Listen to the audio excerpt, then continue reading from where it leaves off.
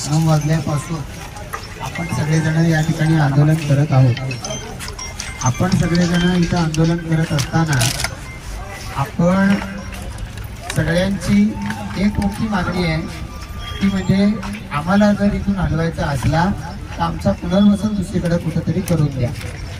या ठिकाणी पत्रकार मंडळी पण जमली, त्यामुळे त्यांच्या समोर हा विषय सांगत असताना की या वाडीमध्ये आपल्याला इंदिरा आवास घरकुलं मिळालेली आहेत। त्याच्यात या वाडीच्या ठिकाणी पाण्याची टाकी येणार होती, पण वाडी असल्यामुळं पाण्याची टाकी आली। या वाडीच्याच ठिकाणी सिडकोनं गावामधल्या काही लोकांना 12.5% प्लॉट हे सुद्धा दिलेले होते, तर ते सुद्धा नंतर रद्द केले, कारण इथं वाडी आहे, वाडीला आपल्याला हलवता येत नाही म्हणून। मग अशा वेळेला हा जो रस्ता हा पलीकडच्या बाजूला जी सिडकोची विमानतळासाठी पुनर्वसन केलेली वसाहत आहे तिकडे जाणारा रस्ता आहे, तर त्या रस्त्याच्यासाठी आता पर्यायी रस्ता म्हणजे हा जुनाच रस्ता होता, पर्यायी रस्ता म्हणून याची निवड तर करायची आहे। आणि त्याच्यासाठी जर कुठे 12 घरं काढा किंवा काय असं जर त्यांचं म्हणणं असलं तर त्यांना पुनर्वसन केल्याशिवाय या ठिकाणाहून उठवू नका, हा आग्रह याच्यापूर्वी देखील आपण इथं उपस्थित असल्यापैकी अनेकांनी धरलेला होता। आता या अनुषंगानं आपण केलेल्या मागणीला सिडको प्रतिसाद देत नाही, वारंवार बोलून देखील प्रतिसाद देत नाही, म्हणून आज शेवटी सिडको कारवाई करायला येणार असं समजल्यावर आपण या आंदोलनाला सुरुवात केलेली होती। आता या संदर्भात सिडकोचे जॉईंट एमडी ते चर्चा करायला मागतायत। सिडकोचे जॉईंट एमडी काय चर्चा करतायत तर चर्चा केली पाहिजे। लोकनेते दिबा पाटील साहेब सांगायचे की चर्चेची दारं बंद करायची नसतात, चर्चेच्या माध्यमातून जे पदरात पडतंय ते पदरात पडून घ्यायचं आणि पुढे जायचं असतं। तर त्यामुळे चर्चा करण्यासाठी म्हणून त्यांनी मला इथे सिडको कार्यालयामध्ये बोलवलेलं आहे।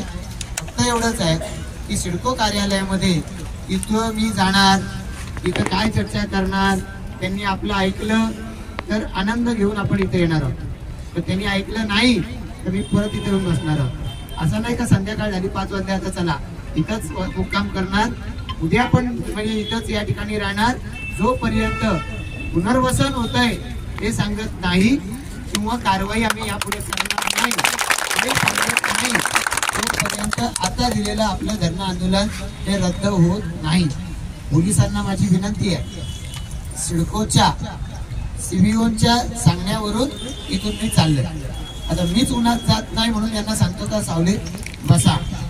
तुमच्याकडून जर कुठला प्रयत्न झाला इथं येऊन मी प्रशांत ठाकूर स्वतःला पेटवून घेईन याची पोलिसांनी नोंद घ्यावी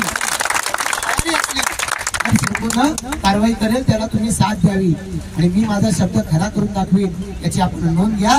आपण फसवलं जर मला आणि इथल्या आमच्या ग्रामस्थांना तर मग मी जे बोललो ते पूर्ण केल्याशिवाय राहणार नाही याची नोंद घ्या। राज्याचे मुख्य सचिव सांगतात, मुख्यमंत्री बोलतायत, तर अजून कोण बोलताय त्याला मार्ग सुद्धा आम्ही या सिडकोच्या अधिकाऱ्यांना यापूर्वी सुद्धा सांगितलेले आहे।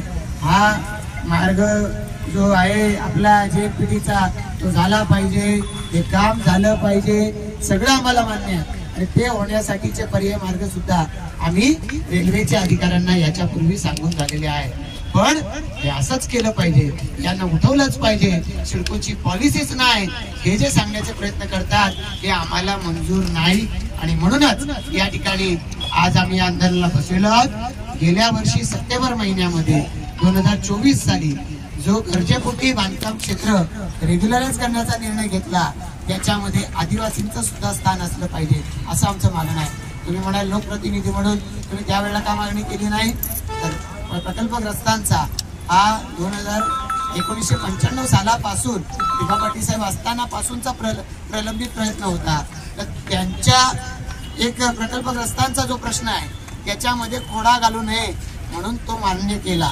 दिबा पाटील साहेबांचाच आदेश होता, पदरात पडतंय ते घ्या आणि पुढचं मागत राहा।